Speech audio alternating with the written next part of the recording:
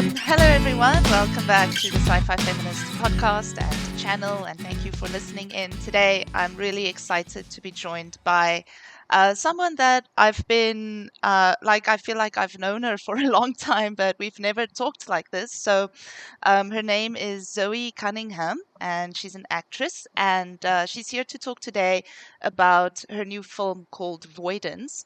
So I'll give you a short synopsis of the film, and then we'll talk to Zoe. So the synopsis goes: to join the elite ATIC guard, Alana Toro must stop a simulated terrorist attack, but every attempt takes her further from the sanctioned solution. And the cast is James Cosmo, you might know him from Game of Thrones and Braveheart. Zoe Cunningham, who worked previously on a project called Breaking Infinity, which maybe we'll also talk a bit about today. Neil Bishop, Mim Shaikh, Billy Price, and Chris Charles. So, welcome, Zoe, and thank you for joining us today. Can you introduce yourself to the listeners and also maybe something about previous projects that you've worked on, and then we'll go from there. Sure. So, hi Janine. I'm Zoe Cunningham. Where do I start? So I'm originally a computer programmer. That was my first job, and then I started acting just over 10 years ago now in 2014 after reading a book called The Artist's Way, which is for unblocking creative people. So that had quite a transformational effect on my life, which I wasn't expecting.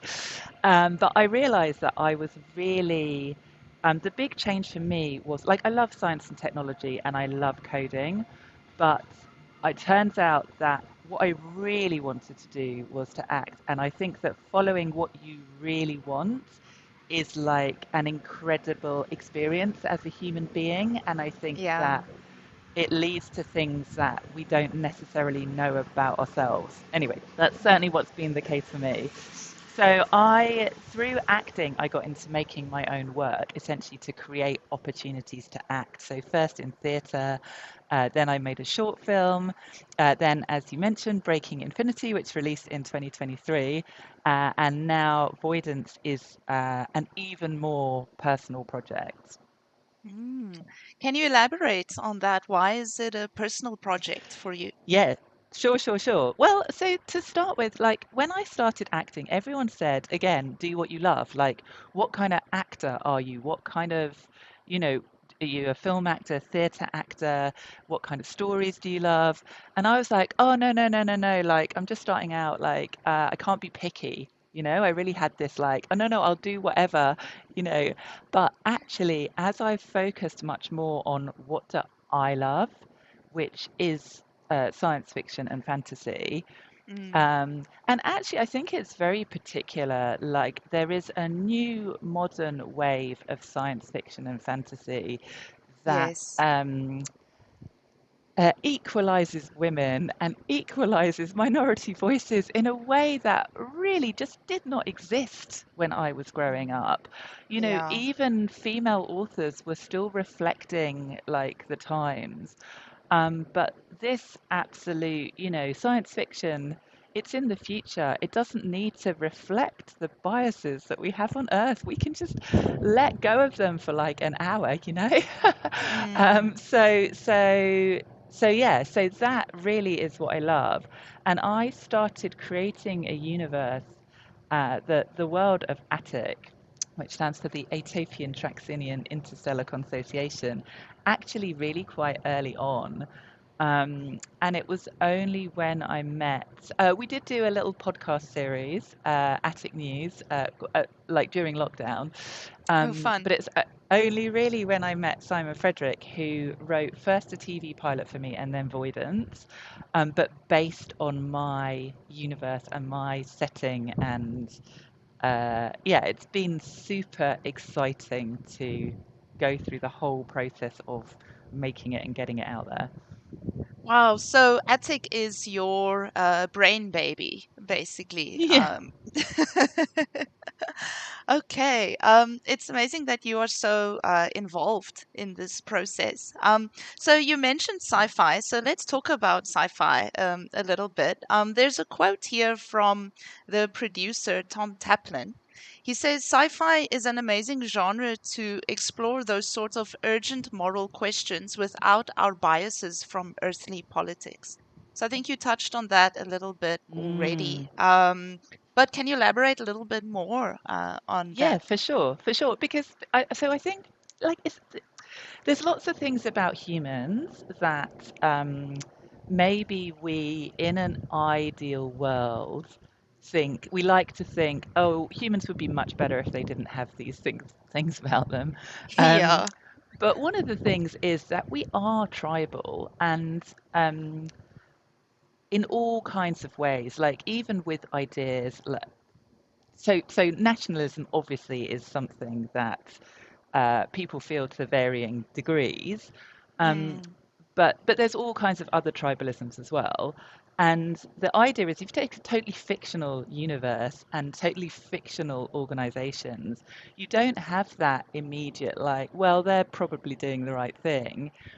You get to look at it a bit more dispassionately. So I think that's where the kind of non-human and non-earth aspect of it um, can really help draw, and actually even the technology kind of aspect of it can help mm, draw things out of human experience, mm, and heighten them to help mm, us understand them better. For example, if you look at Murderbot as a depiction of an experience of someone with, ASD, autistic spectrum disorder, um, it's heightened because Murderbot is non-human, right? mm, So so yeah, there's so it's just science fiction is so rich with these opportunities to talk about mm, real issues. And the best science fiction, it talks about real issues. It's not about shiny spaceships and cool mm. technology and aliens. It's about humans at its heart. No, I agree, and that's why I'm in love with sci-fi. And I think Mm. Star Trek has shown us for so many years, where we can imagine some hypothetical future that's better Hmm. than ours, and I think that's the power of sci-fi. Hmm. So you mentioned some issues. What are the issues that this film tackles specifically, using sci-fi? Yeah, so there's two there's one that I think is more obvious and that everyone kind of touches on. And then there's one that I think is more subtle and related to the first, and perhaps even more important. So the first is that like ATIC is a consociation, which is a grouping together of planets. There is Mm, some uh, there's some different perspectives on how willingly those planets become part of Attic. So there are okay. obvious themes of colonialism and even the powers that perhaps have the best intentions but are totally clueless about local conditions and local experiences and can do a lot Mm, of harm that way. So that's a very clear theme. But there's also a theme of who do we consider the other? Like mm, actually, if we look at every human, or in this case, every life form that we encounter, every person that we encounter, what makes us think, oh, you are like me and deserve the same rights as me and the same treatment as me, and you are actually a different class of person that can be mm, treated in a different way. mm. I think those are very pertinent issues considering the way the world is going right now. I was in the UK in 2024, and I was surprised how diverse London is. You Mm. are based in the UK. I Yeah, think. yeah, I live mostly in London, but I do Okay. travel a lot. I spend quite a lot of time in New York as well at the moment. Another Okay. another very diverse city. Yes, yes. South Africa too, where I am. I mean, it's very diverse. So I think there's a lot to be said about that. I don't want to go into politics, but maybe let's not talk about America today. Right. Okay, so tell us about Voidance. Like, what is I read the main synopsis, but can you elaborate a bit more? Like, what happens? What's the premise of the film? We mentioned parts here and there, but can you talk to us more about that? Absolutely. Voidance is about Alana Toro, who is this character that I created 10 years ago. And she is taking her final exam to join the ATIC Guard. So the ATIC Guard, they're essentially like the space police of ATIC. So they're the like government officers who are going to go, and there's kind of special forces, I guess, who are going to go and enforce ATIC law or liaise on behalf of ATIC with other planets. Um, and this is her final assessment. So the assessment process is quite tough. She's been through some stages, she's been doing it for a long time, um, but she's finally got the opportunity to sit this final exam. And the exam takes the form of a kind of field test. So they're sending her out to kind of solve this, prevent this terrorist uh, uh, assassination, or terrorist event, let's call it. Um, and they're doing it in the form of a simulation where she gets repeated attempts to uncover it. So it Okay, takes on like a little bit of a kind of almost murder mystery type vibe, because okay. it's not just about can she physically do it or do it in the moment. She actually has to like use her deduction and work out like, Mm, oh, actually it looks like it's this person, but it can't have been this person, that kind of thing. yeah. Okay, and I saw the trailer and it looks like really atmospheric and cool. So can you tell us like the production of this film? I see it's an hour and 25 minutes, which is I think that's the run time.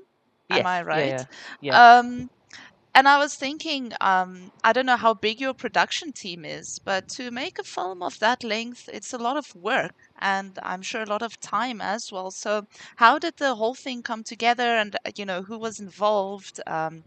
Can you elaborate more on that? Yeah, of course, of course. Yeah, film really is. I can't say this enough. Film is a team sport.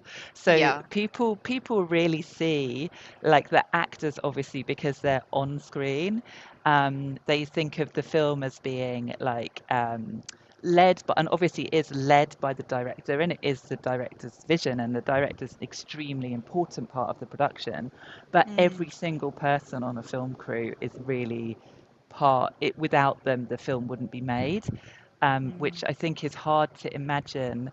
When you watch a film and at the end you see all the credits coming up and you're like, what did all these people do?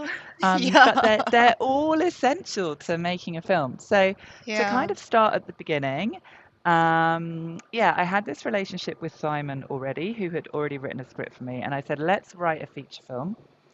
I think that will be easier to get over the finish line than a TV series. And I was right, because here we are, we have a feature film and we don't have a TV series. Then I brought on Mariana Dean, who I knew already. You mentioned Breaking Infinity. Mariana actually directed Breaking Infinity. So we'd Okay. worked together before and we had a really good relationship. And actually, we're both, Mariana also transferred into film from a corporate job. She was like a sales and strategy director. And so we both have the kind of skills for producing, and then we both have our creative roles. So when we work together, Mariana directs and produces, and I act and produce, and it works. And then usually we bring on a third producer so that they can take care of everything while we're on set, where Yeah. we'll be doing other things, right? So, so very quickly, I said, Simon, are you up for writing a feature? He said yes. We had a chat about where we both shared like passion and enthusiasm, you know, to kind of work out the right kind of place for the film to sit. And then I very quickly brought Mariana on board, and Simon came up with some ideas. We said, actually, let's have all of the ideas and put them all into one film, which I think was very successful. And then we had first you have script development where it's actually hard to get any of the rest of the team involved because until the script is close to being locked, you don't really know what the setting's going to be like. So you can't start Yeah. planning locations. You don't know who the characters are going to be. So you can't start getting cast involved. And then you definitely don't know like how you're going to shoot it. So all of Mm. the planning, which is part of what makes it such a long process, it kind of has to wait until the script is maybe not final, but pretty close to being what you're going to shoot.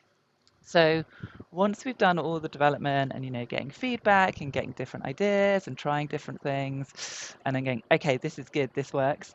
Um, then it's time to start bringing on different people. So Rick, our director of photography, he is actually also from South Africa. Um, Okay.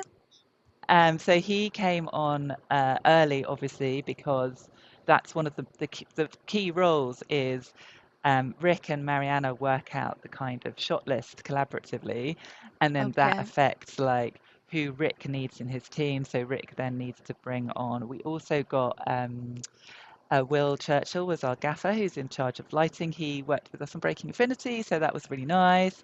And Will and Rick like obviously work together to map out their teams and how they're going to implement, Mariana's vision that she's communicated with them.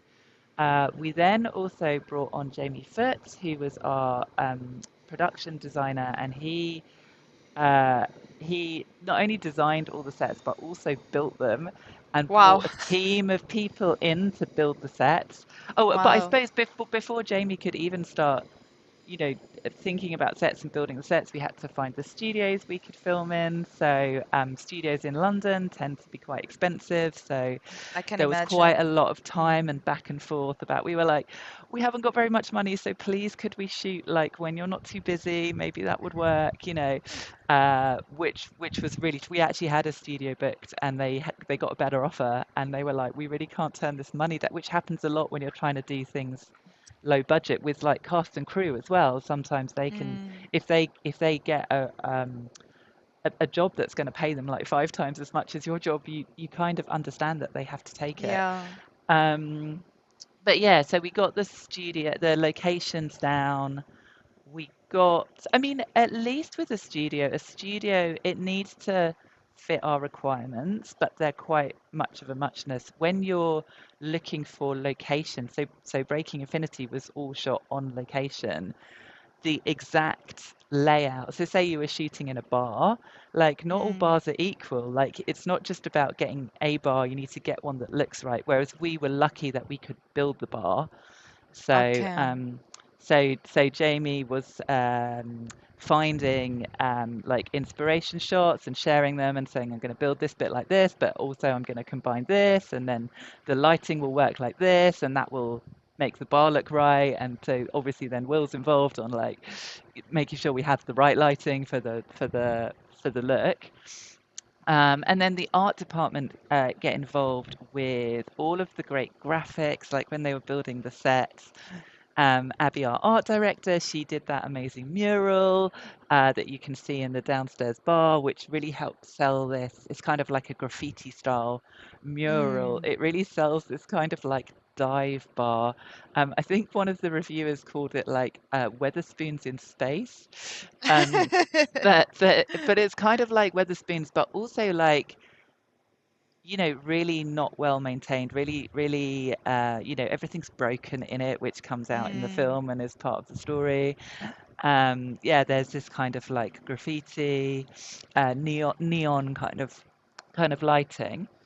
Um, and then we started casting. Like casting is one of the last things you do, which is frustrating as an actor because you're often Yeah. like, you've known about this for ages. Why are you telling me like with 1 month to go? Like, Mm, um, but the problem is that you need everything else in place to be able mm. to start booking people in. So we kind of started casting, and then you can bring costume and makeup on board to start saying, okay, here's your people.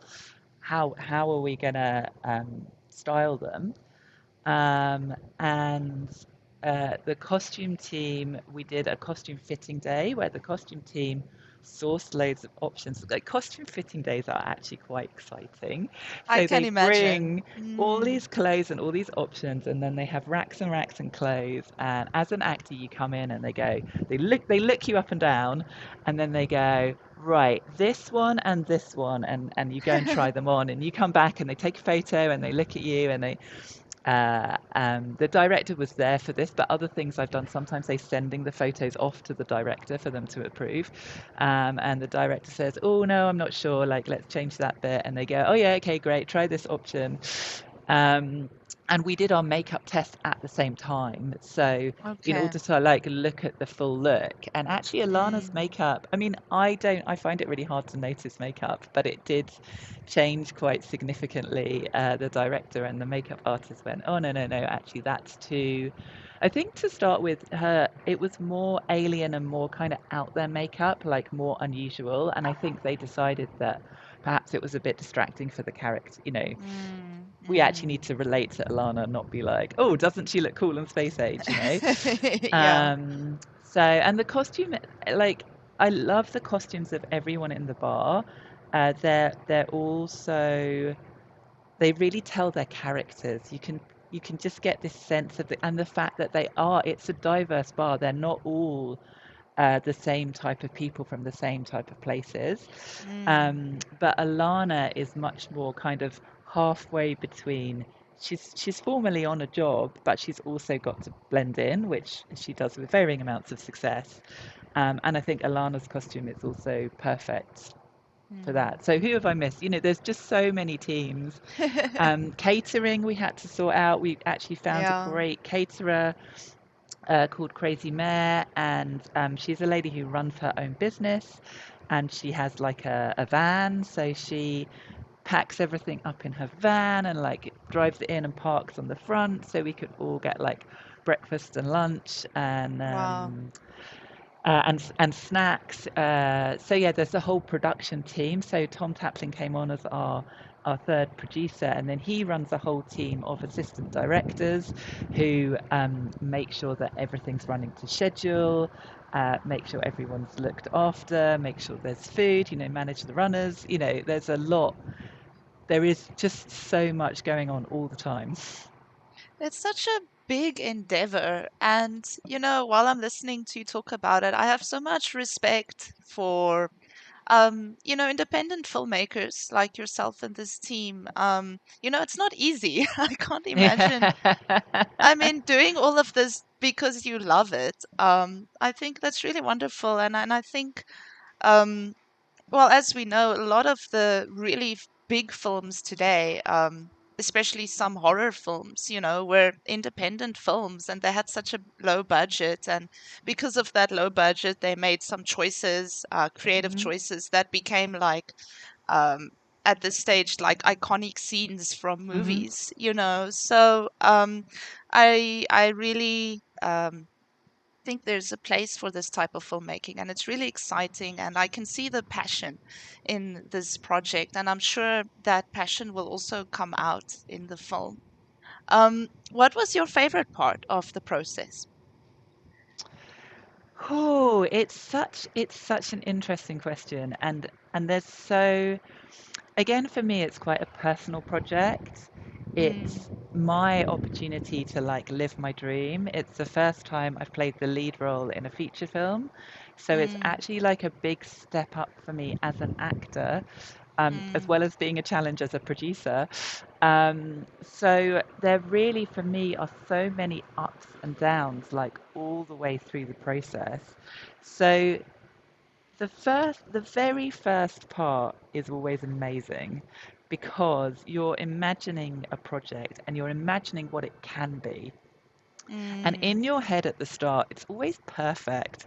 And it's always, it's always super exciting and everything goes brilliantly. So there is something about that, writing it down on paper and like imagining it. That's a really magical part of the process.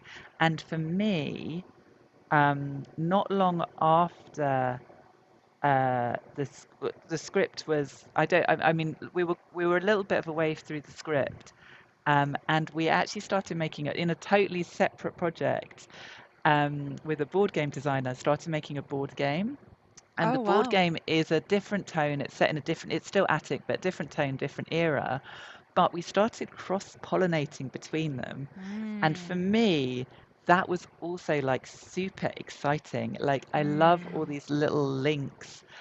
Mm. Um, yeah, I really do find that enjoyable. So there's a planet mentioned in the film, Brasivius. That's actually a planet that was created by the board game designer as a board Wow, game that's planet. cool. Yeah, and it's just so cool that it all links in. Yeah. Um, and Cho Hatcher, that is Simon's planet that he created for the film, is now on the poster for the board. We've got a map of where all the planets are, and it's on that map. Yeah, it's super cool.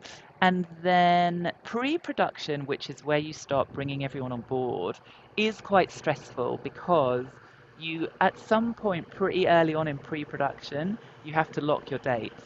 And once you've locked your Mm. dates, you're on a counter and on a timeline. And there's so many parts of filmmaking where you're up against deadlines and restrictions, and it's really quite stressful. Yeah. So pre-production is definitely not my favorite. Although, again, it is exciting as new people come on board and bring Yeah. new ideas and actually change. There is a magic, having said it's magic to imagine it all in your head, there is a magic as well when people make it real and make it Yeah. real in ways that are better than the ways you Mm. imagined. Like, Mm. that is actually kind of thrilling.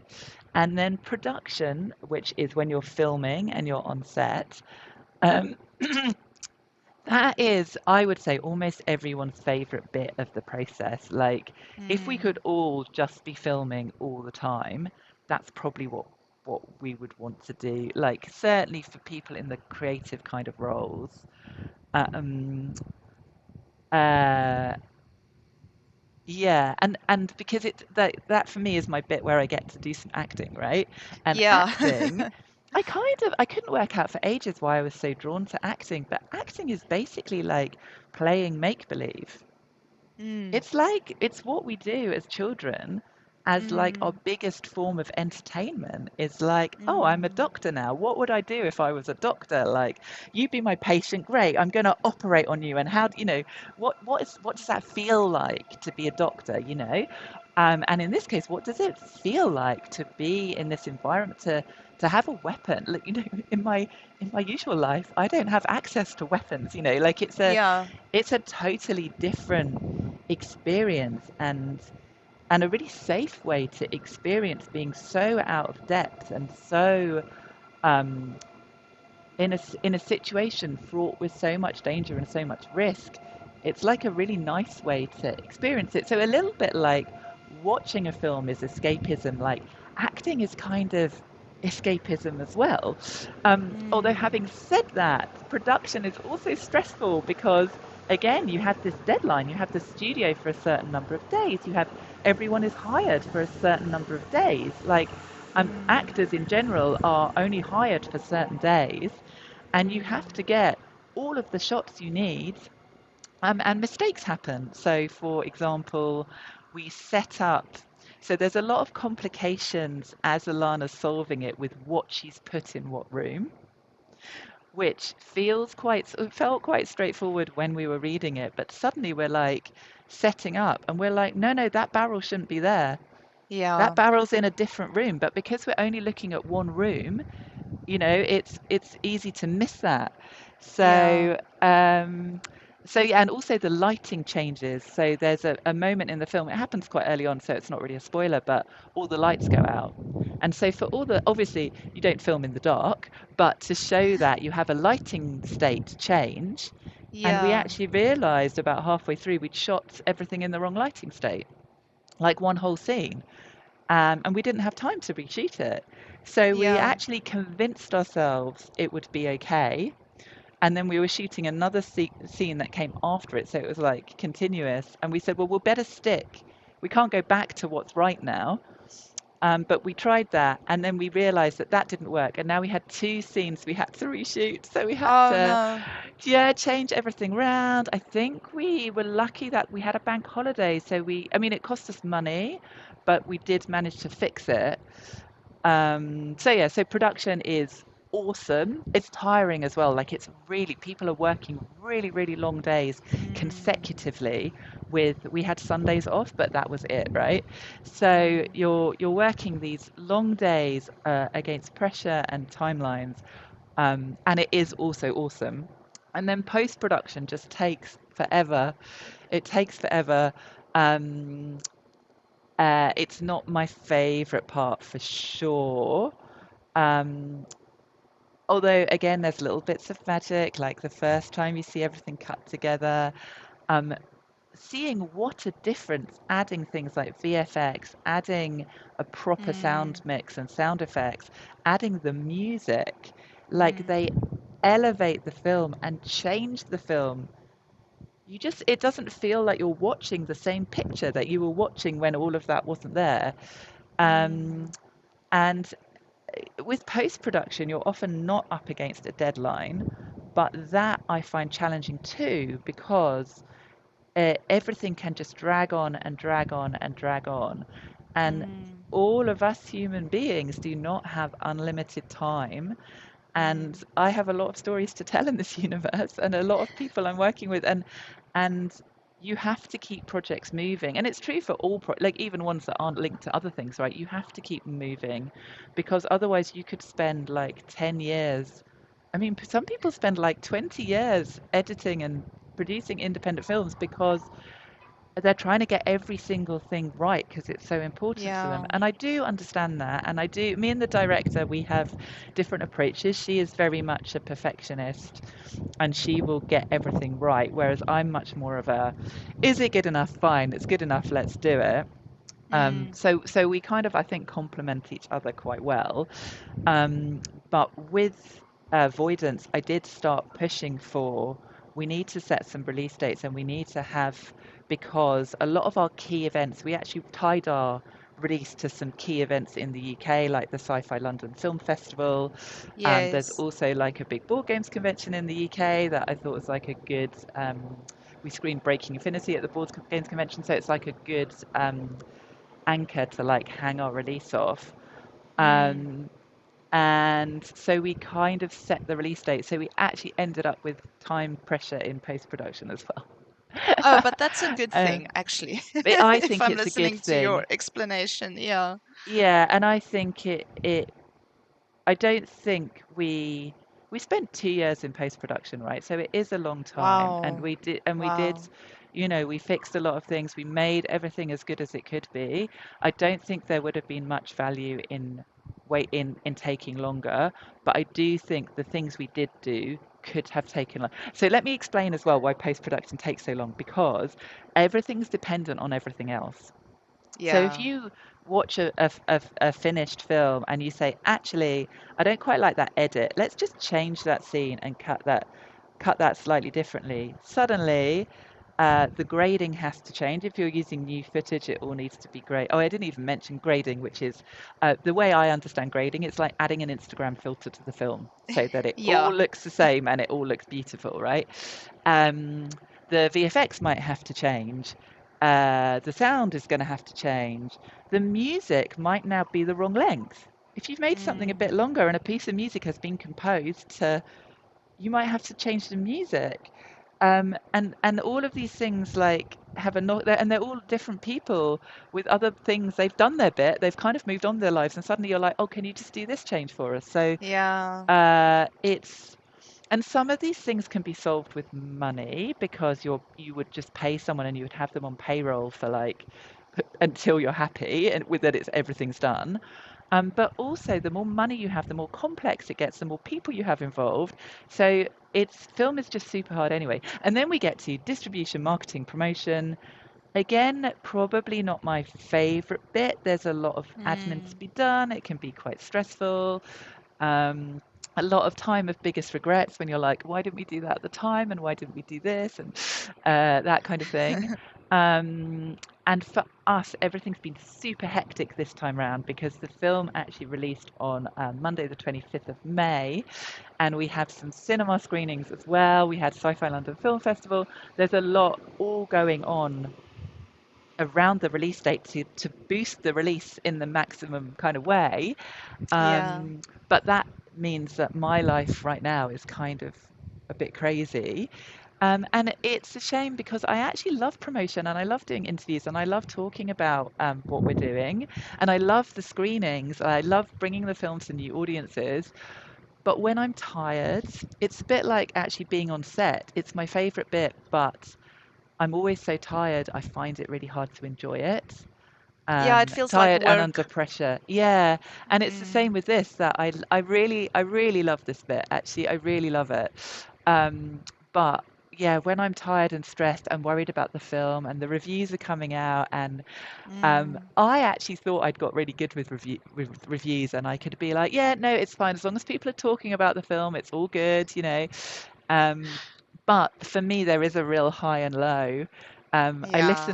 I listened to, funnily enough, it was a horror podcast, reviewed our film, and I listened to it cold without finding out what they thought. And they started chatting. They did our film first, and then they were like, "Oh, well, this happens and this happens," and yeah, I really liked it, and I was like, "Oh, that's good." And then he was like, "Yeah, I think it's my favorite of the week," and I was like, "Oh my God!" And Wow. and just like the boost you get from like, "Oh, I made a film, and someone gets it, Mm. and they enjoyed it, and they like the same bits about it that I like, and they like those bits enough to overlook like the weaker parts, you know, because everything has has strengths and weaknesses, right? It's not, I'm not saying it's a Yeah. perfect film, but it's just a weird thing that I have exactly the same thing. Like, I can be quite a perfectionist, but if the mood is right and the tone is right and something is consistent enough, it can carry me over those perfections. But if I Yeah. watch something like, say, Severance, which is in my all-time top hated shows, along with various other things, where you just get the sense they've got no interest in tying up loose ends. And then I Yeah. just notice every loose end and it just drives me up the wall, basically. So I totally understand how, and both Voidance and Breaking Affinity, you do have to pay attention to know what's going on. And I understand that we're all distracted nowadays. Like, I feel it myself. Like, there are definitely things I've watched where if I'd paid closer attention, I could have enjoyed it more, you know? So, Yeah. yeah. Sure. It's such a big process. I can't imagine. Well, I would be exhausted if I was you at this stage, but you're Do still you know really what? passionately. Mm.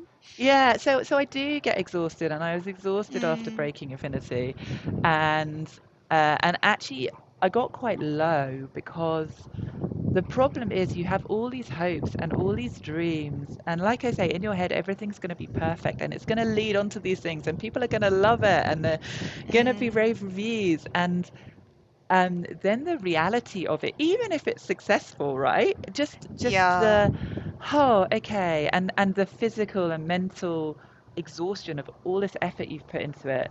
Um, I would say after the release of Breaking Affinity was one of the lowest points of my career, weirdly. Shame. Um, Yeah. but it lasts a few months and then you kind of just bounce back. And you bounce, oh, Yeah. for me, I bounce back in the way of, oh, let's make something else. You I know, think it's it's part of just, the yeah. Yeah, it's the creative process. It's this Hmm. really difficult relationship that you have with your creations where you like you love working on it and then when it's done, the purpose was to get it done, but now what? And now you feel empty. And I Yeah. I also experienced that. I think it's a very like human response Mhm. to Mhm. completing such a big Mhm. project. Yeah. So final thing, are there final words, for viewers, people listening to this? What do you want them to take from the film, and um, like where can they watch it? What's your final words you would like to share? Amazing. Yeah. So, Voidance is a great film for people who like thinky films. They like working it out. It's definitely a film for people who like world building and like depth of environment, and people who are excited that there are going to be more films. There's a comic that hopefully is going to be ready in the summer. There's a board game. There are going to be more films. There is a whole world of things Wow. that all linked together. So if that's your kind of thing, it's also quite whimsical. So I do think if you want something that's like really serious and gritty and like heavy hitting, like there are some heavy themes in there, but overall the delivery of it is quite whimsical. So I think it's like a light, if you like light, playful kind of things, then I think Mm. you will enjoy Voidance. You can watch it now in um, many places. So you can watch it in the UK and Ireland and uh, the USA and Canada and Australia and New Zealand, all of those places on Amazon and Apple and Google TV and YouTube. And then in Europe, it's on a platform called Rakuten TV, which is launching in the US in July, I believe. And then you will also be able to watch it in the US on Rakuten TV when it launches. And also in July, we're going to be going onto Amazon in Nordic countries. So if Oh, you're in nice. like Denmark, Norway, Sweden, Finland, you will be able to watch it there as well, but not quite yet. Awesome. It's and YouTube, I'm sure it's available to everyone. The YouTube release, or also I'm only not those regions? sure. I suspect it's going to also be limited by region, not by our Okay. choice. Okay. Mm, It's an artifact of films. It's mm. an artifact of DVDs. Essentially, were coded by region. I don't know if everyone remembers these frustrations of Yes. DVDs being coded by regions, but basically, the whole industry is set up so people own territories and sell in territories. Oh, And okay. so rather than going, oh, the internet breaks territories, why don't we release it everywhere? No, instead, people go, let's stop the internet playing in different places so that we can keep territories. So it's very frustrating for us actually as filmmakers because we just want Mm, it to be available for everyone to buy wherever they are. But unfortunately, mm, we are limited by what the platforms offer us. mm, But if you're listening to this podcast and you're in somewhere that doesn't um, think you don't think you'll ever get a realistic screening avoidance, like find me on Reddit and DM me because maybe I can sort out a private link. Like we want people to watch the film, right? That's what we want. yeah, of course. I think in South Africa, I might also need to Yeah. get No a way. link. No way. I will sort it for you, Janine. Zoe, thank you so much for talking to us today. And I think you touched on some really cool parts of the filmmaking process, which we don't really get to talk about a lot. And I think from someone that was like part of the entire process and that was in the thick of it for a long time. Thank you for sharing about all of those things, and all the best with future ATIC projects. It all sounds very exciting, and please keep in touch. And yeah, that's it. Thank you. Amazing. Thank you so much, Janine. I've really enjoyed it.